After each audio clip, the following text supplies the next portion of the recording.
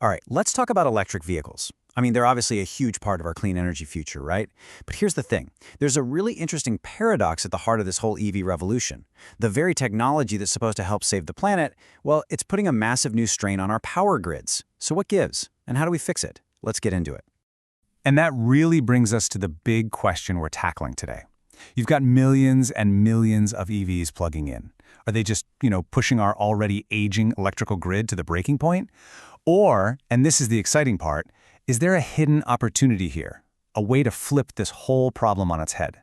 Yeah, and you can see the two sides of the coin right here. On one hand, you've got the problem. EVs are one of the fastest growing new demands for electricity we've ever seen. But then, on the other hand, you have the potential solution.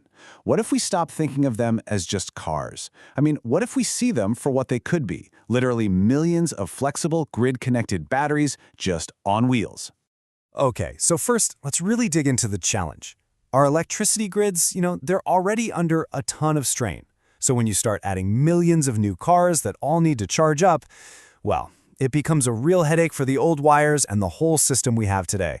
You see, the core issue is that right now, all that amazing flexibility these vehicles have is, well, to quote the source material, it's mostly going unused. We just connect them to the grid, they suck down power, and that's it. They're basically treated as a simple, one-way problem, a new thing to manage, instead of what they could be, a dynamic, two-way solution. Okay, so enough about the problem. Let's pivot to the really cool part, this innovative vision for the future. What if your car wasn't just using energy, but was actually a partner in keeping the entire grid stable? Like your car as a tiny power plant. So the key idea here is something called distributed energy resources, or DERs for short. Now, just forget about those giant centralized power plants for a second. Instead, I want you to picture this huge sprawling network of smaller power sources. We're talking solar panels, home batteries, and yep, you guessed it, electric vehicles. And they're all working together, in concert, to keep the grid running smoothly. And what's really fascinating here is the massive shift in thinking this represents. Apoorv Bhargava from WeaveGrid puts it perfectly. The goal isn't just to use EVs for some rare once-in-a-blue-moon emergency. No, the real vision is to make them function like trusted, dependable infrastructure, something the grid can actually count on day in and day out. So how would this actually work in real life? Okay, picture this. You get home from work, right? It's peak energy time, everyone's using electricity. You plug in your car. The grid, which is starting to feel the strain, automatically sends out a little request for support. And then your car, without you having to lift a finger, just pauses charging for a few minutes. Now that tiny action, when it's multiplied by thousands and thousands of other EVs doing the same thing, that keeps the grid stable. It prevents an outage, it's simple, it's seamless, and it's incredibly powerful. But of course, if it were that easy, we'd already be doing it everywhere, right?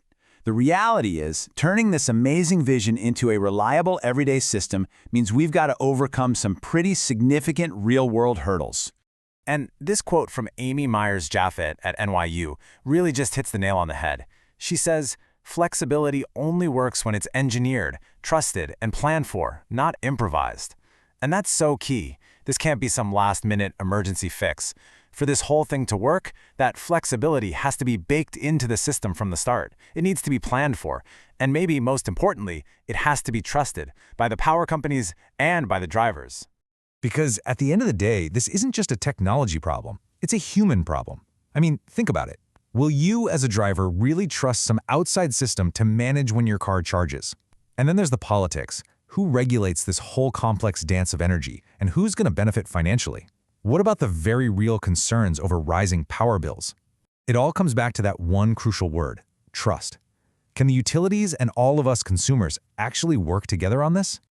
So this all leads us to a new way of looking at this whole thing. Let's stop thinking of it as a grid problem and start seeing it as a driveway opportunity. Seriously, the future of our entire energy infrastructure might be parked right outside your house as we speak. Just think about that for a second. We usually assume that to strengthen the grid, you need massive, incredibly expensive projects. New power lines, bigger transformers, building more power plants. But what if the single biggest upgrade opportunity isn't any of those things at all? What if it's the Tesla, or the VW, or the BYD sitting in your driveway?